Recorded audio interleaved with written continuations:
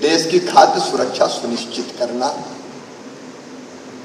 Number 2, पोषण युक्त आहार उपलब्ध कराना अपनी जनता को।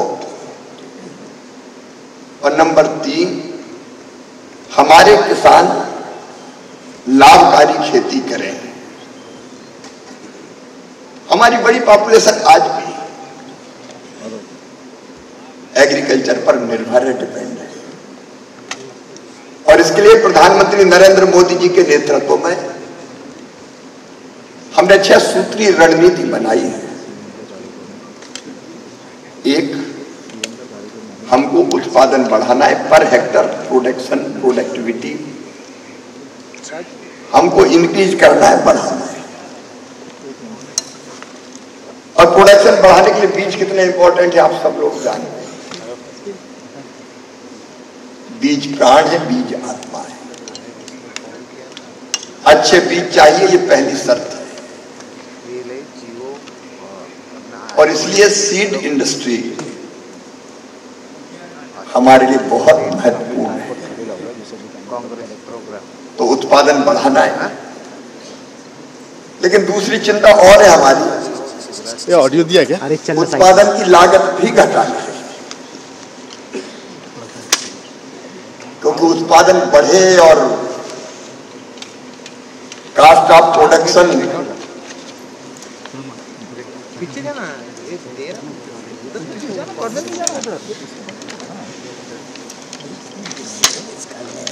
देवेंद्र फडणवीस जी चीफ मिनिस्टर महाराष्ट्र हमारे बीच पधारे हैं। एक बार उनका तालियां बजा के स्वागत कीजिए।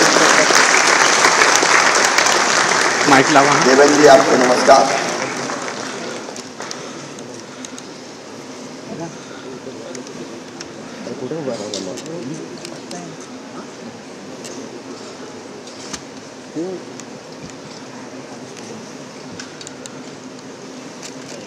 तो दूसरा काम हमारा उत्पादन की लागत कम करना। तीसरा है किसान को लाभकारी दाम देना। चौथा, नुकसान हो जाए तो भरपाई करना। पांचवा, खेती का विविधीकरण डाइवर्सिफिकेशन। और छठवीं जो चिंता मैं आपसे शेयर करना चाहता हूं, 10,000 साल पुराना खेती का ज्ञात इतिहास है हमारा। उनमें से 9,940 साल तक हमने केमिकल फ्री खेती की है। इस पे डालना पड़ेगा। हेलो, आज जिस ढंग से स्पीकर के पास अभी रख दो, केमिकल फर्टिलाइजर और पेस्टिसाइड का उपयोग बढ़ रहा है, स्पीकर के पास रखो, बाद में उधर रखो, वो हमारे सॉइल के हेल्थ को भी बुरी तरह से प्रभावित कर रहा है। और कृषि मंत्री और नागरिक के नाते भी मुझे चिंता होती है कि अगर ये क्रम जारी रहा तो यह धरती आने वाली पीढ़ियों के लिए पर्याप्त खाद्यान्न, फल और सब्जियों का उत्पादन कर पाएगी। वह सीड कंपनीज को भी इस बात पर विचार करना पड़ेगा। भारत का इतिहास अगर आप देखें तो 1951-52 के बाद हमने अपने कृषि का उत्पादन लगभग 7 गुना बढ़ाया है।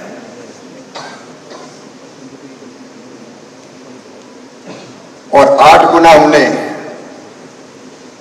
तिलहन में वृद्धि की है, कपास में 10 गुना की है, गन्ने में 8.6% की है। और जब से प्रधानमंत्री नरेंद्र मोदी बने हैं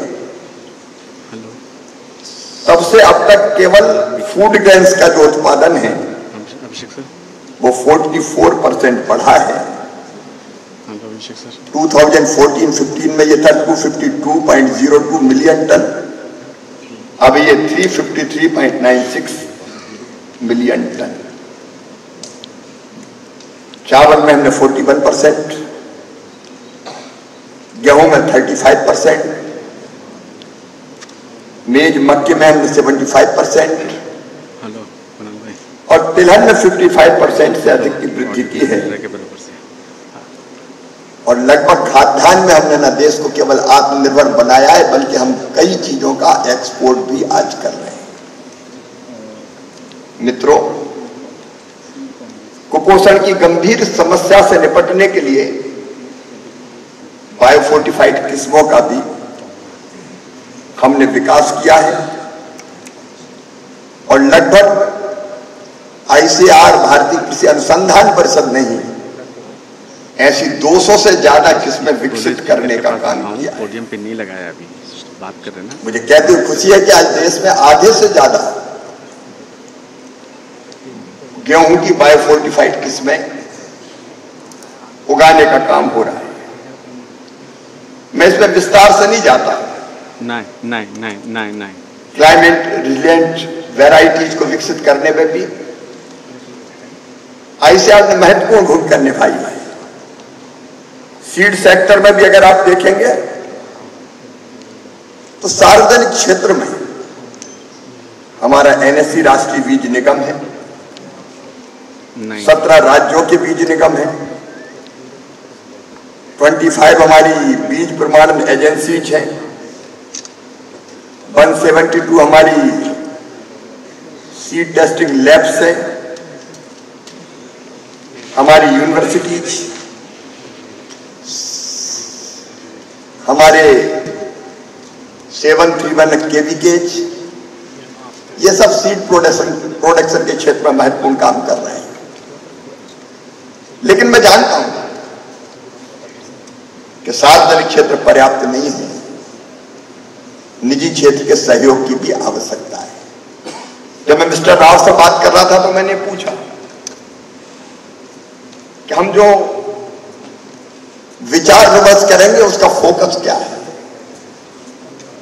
आज कुछ चीजें मैं आपसे शेयर करना चाहता हूं। मैं अगर भारत के कृषि मंत्री के रूप में आया हूं तो केवल एक कर्मकांड करने नहीं आया कि एक स्पीच दी और चला गया। मैं अपनी चिंताएं आपसे साझा करने आया हूं और आपकी अपेक्षा सरकार से जानने आया हूं। डिस्कशन हो तो फ्रूटफुल हो, उसके कुछ परिणाम निकले। मैं जो चिंताएं आपसे शेयर कर रहा हूं, प्राइवेट कंपनीज के साथ सहयोग मुझे चाहिए आपका, क्योंकि अभी भी सीड सेक्टर का 70% से ज्यादा हिस्सा तो प्राइवेट सेक्टर से ही आता है। हम किसानों को अलग अलग बीज प्राइवेट सेक्टर के माध्यम से ही दे पाते हैं। लेकिन भारत में आप जानते हैं लैंड होल्डिंग काफी कम है। हमारे मार्जिनल फार्मर महंगा बीज कई बार उनके लिए बड़ी समस्या बन जाता है। आप विचार करें। मैं जानता हूं कि प्राइवेट कंपनी का एक उद्देश्य लाभ कमाना है, लेकिन आखिर कितना लाभ। हमारा काम लोक कल्याण भी है, हमारा काम दुनिया की खाद्य सुरक्षा को सुनिश्चित करना भी है, हमारा काम किसानों को ऐसे दाम पर बीज देना है कि जिसको वो आसानी से वहन कर सके। तो आप विचार कीजिए, क्योंकि कृषि मंत्री के नाते जब मैं किसानों के बीच जाता हूं तो वो ये कहते हैं कि कंपनियों का बीज बहुत महंगा है और फिर हाइब्रिड वैरायटी ऐसी है जिसके बीज को हर साल बदलना पड़ता है। अब भारत में तो हजारों किस्में हैं बीजों की, उनको हर साल बदलना नहीं पड़ पाता। परंपरागत रूप से खेती होती चली जाती थी। एक तरह की हो सकता है कि हाइब्रिड का मतलब तो बहुत अधिक उत्पादन है, इसलिए किसान जितना दाम देता है उससे कई गुना ज्यादा वापस उसके पास आता है। लेकिन मित्रों, क्या हम ऐसी वैरायटीज नहीं बना सकते कि जिनको हर साल बदलना ना पड़े? परंपरागत बीज के बारे में एक चिंता मेरी थी। हमारी ट्रेडिशनल वैरायटीज कई लोग संरक्षित करके रख रहे हैं। महाराष्ट्र में भी कई लोग हैं जो उनको संभाले हुए बचाए हुए हैं कि हम ट्रेडिशनल वैरायटी को और इनोवेशन करके उनको संरक्षित रखने का काम कर सकते हैं। मैं ऐसा कृषि मंत्री हूं जो किसानों के बीच में रहता हूं और आपसे शेयर कर रहा हूं उनकी चिंता। एक है जर्मिनेशन ठीक से नहीं होता,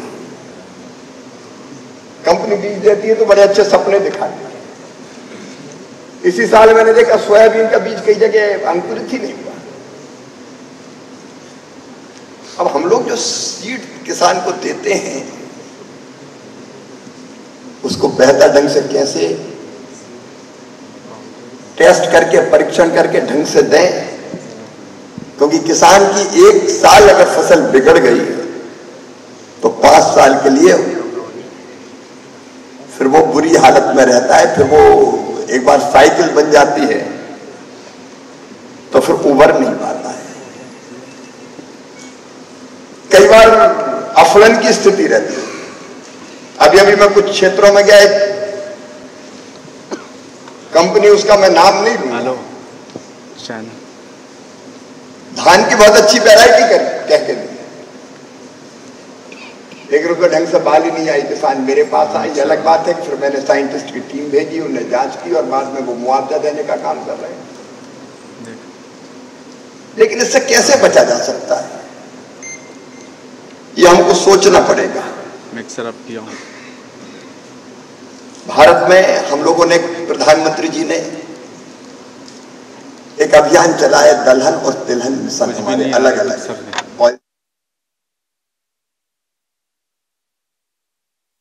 दलहन पल्सेस के प्रोडक्शन को बढ़ाने, लेकिन प्राइवेट सेक्टर इसमें कोई योगदान ही नहीं करता। अच्छे सीड्स, आप दालों के अच्छे बीज कैसे तैयार करें, तिलहन के अच्छे बीज आप कैसे तैयार कर सकते हैं। आज भारत आयात पर निर्भर है, हम इनका उत्पादन बढ़ाना चाहते हैं। मैंने आईसीआर को भी कहा है, सार्वजनिक क्षेत्र को भी कहा है, साइंटिस्ट की टीम बनाई है, 1 टीम 1 टास्क करके हमने टास्क दिए, उस पर हम काम कर रहे हैं। लेकिन मैं प्राइवेट सेक्टर का भी इसमें सहयोग मित्रों चाहता हूं। मित्रों, कॉटन की बहुत बात हुई, बीटी कॉटन। देवेंद्र जी यहाँ है, महाराष्ट्र भी कॉटन का बहुत उत्पादन करता है, मध्य प्रदेश में भी। हमने पहले जो सीड दिया उत्पादन खूब बढ़ा, लेकिन बाद में कॉटन को एक बीमारी ने निगल लिया, बीटी कॉटन को, शायद पिंक बॉल वॉर्म, और उसके कारण फिर कॉटन का किसान पनप ही नहीं पाया। आज कॉटन की खेती घाटे की खेती बन गई।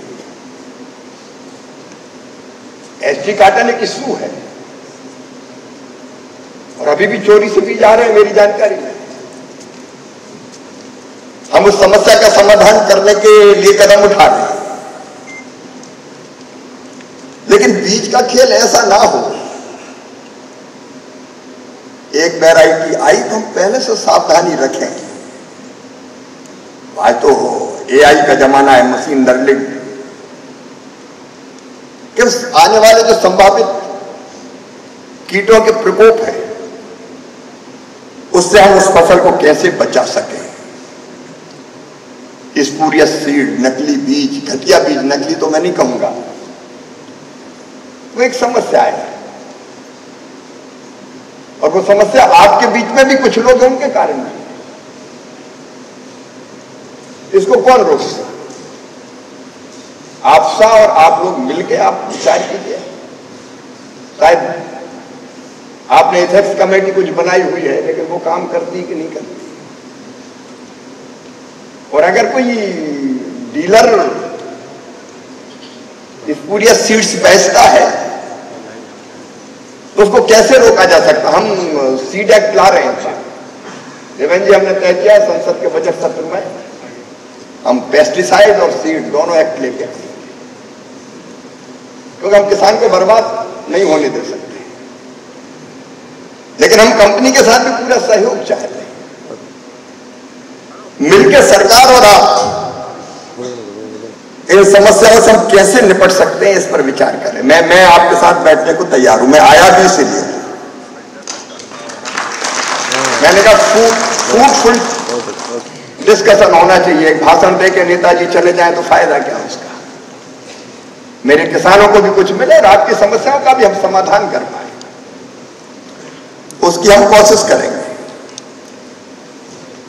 विशेषकर सब्जी और बागवानी के जो बीज होते हैं हॉर्टिकल्चर के, बहुत महंगे होते हैं। उसको हम कैसे उसकी कास्ट कम कर सकते हैं। फिर क्लीन प्लांट की एक बड़ी जरूरत है। अभी महाराष्ट्र में ही देवेंद्र जी के प्रदेश में 3 हम क्लीन प्लांट सेंटर खोल रहे हैं अलग अलग, तुम्ही तुमचा माइक ऑफ करा, जो हॉर्टिकल्चर की हमारी फसलें उनके लिए चेक करायला सांगा ना। लेकिन प्लांट एक बार लगा दिया और फिर खराब निकल गया और वो पता भी चलता 3-4 साल बाद, तो किसान का इन्वेस्टमेंट पूरा हो जाता है, बाद में सिवाय बर्बादी के कुछ बचता नहीं उसके पास। तो उस पर भी हम लोगों को मित्रों विचार करना पड़ेगा। एक कई फसलों में आज भी हमारा एवरेज प्रोडक्शन काफी कम है दुनिया के बाकी देशों के मुकाबले। को बोलना ऑडियो चेक करने के लिए पटक करके। हम राइस में, हम व्हीट में, जो हमारा दुनिया का औसत है उसके करीब है, लेकिन कई चीजों में काफी पीछे। ऑडियो आता चेक कर। सरकारी क्षेत्र को भी चुनौती है और प्राइवेट कंपनीज को भी। हम एवरेज प्रोडक्शन कैसे बढ़ाएं, हम दुनिया के एवरेज पर कैसे आए, वैसे सीड्स का निर्माण होना चाहिए, बचना चाहिए, करना चाहिए हमको। एक निवेदन में और आपसे करना चाहता हूं, मुनाफा हम कमाएं, ये जरूरी भी है, हेलो अभिषेक सर, लेकिन सिचुएशन बिन बिन रहनी चाहिए किसान के लिए और आपके लिए। मिक्सर से निकाल के मैंने स्पीकर के पर और R&D पर हम कितना खर्च करते हैं जरा ये सोचिए। और वो पहले वाला प्राइवेट कंपनी जो मेरी जानकारी 1-2% से ज्यादा मालूम नहीं था कि कुणाल ने पॉकेट में रखा, हो सकता है मैं गलत हूं, लेकिन R&D पर हमको खर्च बढ़ाना चाहिए, 5 से लेकर 10% तक निश्चित तौर पर करना चाहिए। पॉकेट में रखा हुआ था, इसके लिए ऑडियो क्लियर। मित्रों, हमने एक साथी पोर्टल बनाया है, आपने ऑडियो दिए है ना, जो सीड की ट्रेसेबिलिटी का पोर्टल है। लेकिन किसान को पता रहना चाहिए कि ये सीड जो मैं बो रहा हूं, बीज बो रहा हूं, वो आया कहां से। अगर हम ट्रेस कर पाएंगे तो ये घटिया बीजों से बचा पाएंगे किसान। अभी मैं सारी कंपनीज को ये आग्रह करता हूं कि साथी पोर्टल पर 100% ऑनबोर्डिंग सुनिश्चित आप करें। सरकार इस मामले में गंभीर है, कहां से आया, कहां कहां गया, ये पता होना बहुत जरूरी है। तभी हम धोखाधड़ी से भी किसानों को बचा पाएंगे, कीमतों पर नियंत्रण भी कर पाएंगे और क्वालिटी कंट्रोल का काम भी कर पाएंगे। अभी जब मैं मिस्टर राव से बात कर रहा था तो उन्होंने कहा क्लाइमेट रेजिलेंट सीड्स भी हमारा फोकस है, ये जरूरी है। आप जानते हैं धरती की सतह का तापमान तेजी से बढ़ रहा है, 2050 तक बढ़ के ये लगभग 2% और बढ़ जाए, 2 डिग्री और बढ़ जाएगा। अब ऐसे माहौल में भारत में तो 15 एग्रोक्लाइमेटिक जोन से अलग अलग, लेकिन ऐसे माहौल में हम क्लाइमेट रेजिलेंट वैरायटीज को कैसे तैयार करें। तापमान बढ़ रहा है तो हमको हीट टॉलरेंट की वैरायटी चाहिए, ड्रॉट टॉलरेंट वैरायटी चाहिए, पेस्ट प्रतिरोधी वैरायटी भी चाहिए। आखिर पेस्ट कितना, अब जो किसान की लागत बढ़ती है वो पेस्टिसाइड के कारण बहुत बढ़ती है। 1 बार डाला, 2 बार डाला, 3 बार डाला, उस पर भी हमको विचार करना पड़ेगा। मित्रों, जीनोम एडिटिंग एक पद्धति है। जीएम क्रॉप्स के बारे में हमारे देश में भी सहमति नहीं है, लेकिन जीनोम एडिटिंग पद्धति से आईसीआर ने धान की 2 किस्में विकसित की है सफलतापूर्वक, जिनमें पानी की बचत होगी, 19% से लेकर 30% तक प्रोडक्शन बढ़ेगा। ये 20 दिन पहले आ जाएंगी तो कम से कम एक सिंचाई बचेगी तो पानी भी बचेगा, कार्बन गैसों का उत्सर्जन कम होगा। तो इस पद्धति का इस्तेमाल करके हम कैसे और नई किस्में तैयार कर सकते हैं उस पर भी आप सोचें। मिलेट्स में भी R&D की बहुत आवश्यकता है। मिलेट्स आप जानते हैं सुपर फूड है। प्रधानमंत्री श्रीमान नरेंद्र मोदी जी ने उस पर बहुत जोर दिया है। ये देश की पोषण के लिए जरूरी है, दुनिया के पोषण के लिए जरूरी है। तो मुझे लगता है कि उस पर भी आप काम करने का प्रयत्न करें। मुझे लगता है कि कुछ ऐसे विषय थे जो मेरे दिमाग में कई दिनों से घूम रहे थे।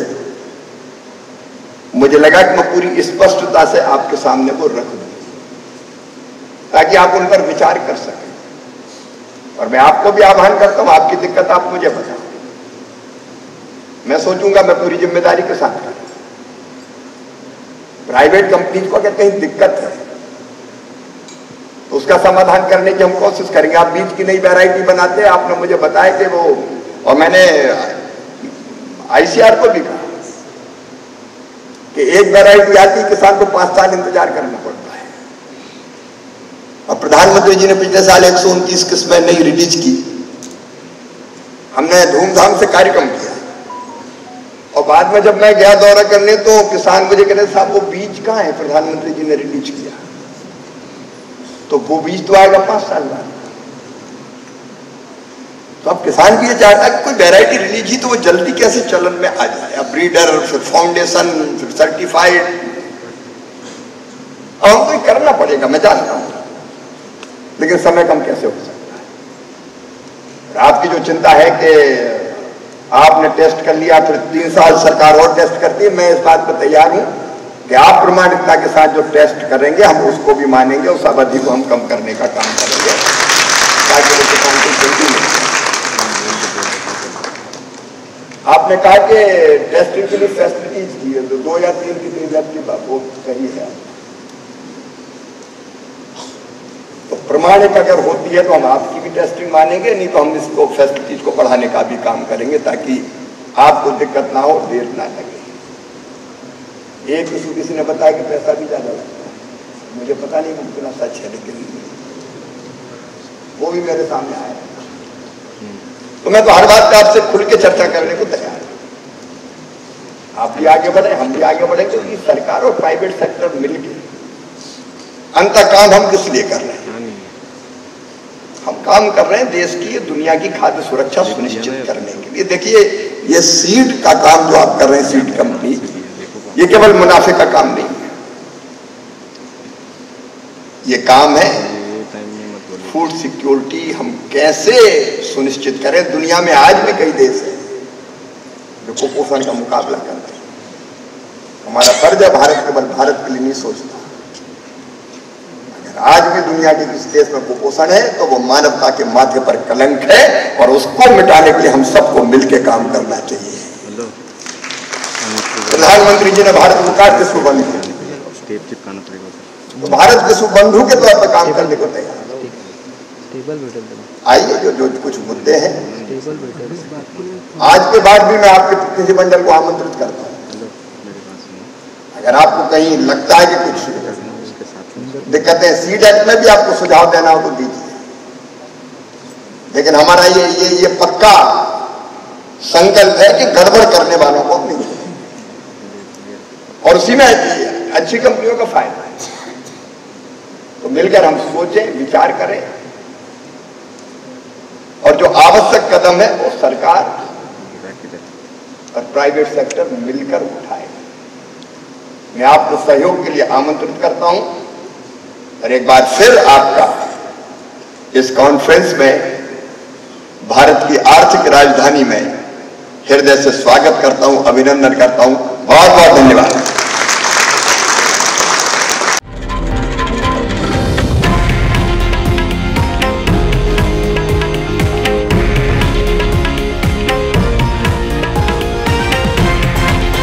हे आहे देशातील नंबर 1 न्यूज नेटवर्क आणि आपण पाहत आहात TV9 मराठी, एकमेव.